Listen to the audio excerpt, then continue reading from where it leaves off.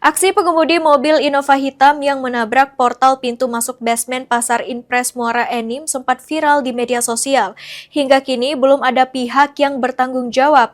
UPTD Pasar Inpres Muara Enim berencana melaporkan kejadian ini ke pihak berwajib.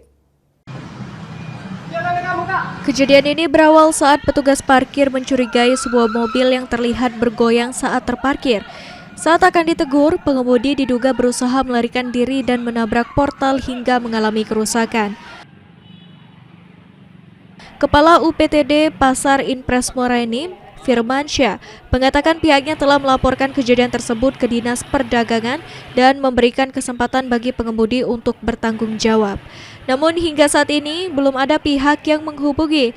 Dari itu pihaknya akan menempuh langkah hukum dan melaporkan kejadian ini kepada pihak berwajib.